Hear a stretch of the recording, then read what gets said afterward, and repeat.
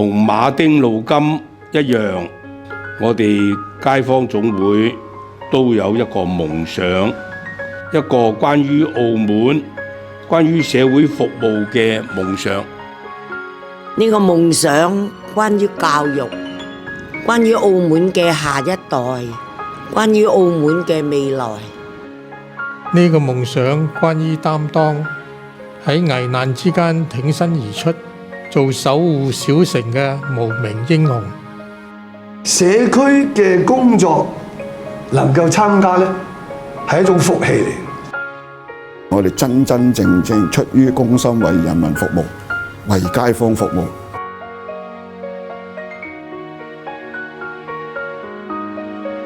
現在嘅我不忘初心，始終堅持20字服務嘅方針，不僅得到廣大街坊們嘅支持，亦得到國家同埋特區政府嘅高度認可。現在嘅我不負當年期望，服務點遍佈澳門及大灣區，服務項目與時俱進。現在嘅我不僅係見證咗歷史，更係歷史中嘅參與者，時代精神嘅傳承者。現在嘅我經歷過種種考驗，喺困難中撐起社會擔當，同澳門共度艱難嘅時刻。現在嘅我時常懷念過去，懷念前輩們嘅無私奉獻，感恩40年嚟嘅每分每刻。1983年，澳門街坊會聯合總會正式成立。1985年，舉辦首屆敬老愛老同樂日。1985年，創辦首個長者服務機構。1986年，創辦首個青年服務機構。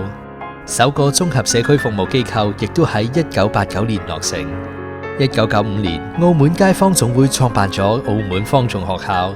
由1996年開始舉辦嘅澳門街坊節一直延續至今。1999年，澳門回歸祖國懷抱，澳門街坊總會各中心、坊會一同到來歡迎解放軍進駐澳門。到咗2004年開始，街坊總會喺內地捐贈多所希望小學，助力貧困地區教育事業發展。2007年，街坊總會社區服務大樓正式投入使用，澳門街坊總會嘅發展邁向新嘅篇章。2008年，澳門街坊總會為汶川地震組織募捐。2009年，時任國家副主席、現任國家主席習近平到訪街坊總會，對街坊總會嘅社會服務工作給予咗高度嘅肯定。2011年，澳門街坊總會設立育苗獎學金，再度助力本澳教育事業嘅發展。2017年，天鴿重創澳門，街坊總會上下團結一心，積極參與救災工作。2018年，澳門街坊總會喺中山設立辦事處，積極響應國家政策，融入灣區發展。2019年，街坊總會開辦嘅全澳首間輔具資源中心，期望透過服務提升有需要嘅人士同照顧者嘅生活質素。2019年，澳門街坊總會怡進中心長者義工組收到國家主席習近平嘅親筆回信。喺回信中，習近平總書記高度肯定街坊總會嘅社會服務工作，並鼓勵長者義工組要講好澳門故事。2019年，澳門街坊總會廣東辦事處喺橫琴正式成立，而家已經發展到1個辦事處、6個服務點，已經逐漸成為大灣區喺社會服務領域嘅示範單位。2020年，新冠疫情起，疫情3年嚟，街坊總會主動協助特區政府進行全民核檢及關愛包派發等各項抗疫工作。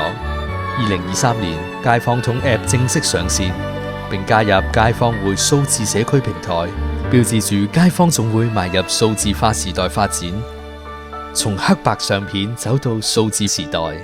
澳門街坊總會喺40年嘅滄桑巨變裏邊，一直堅守住呢一份夢。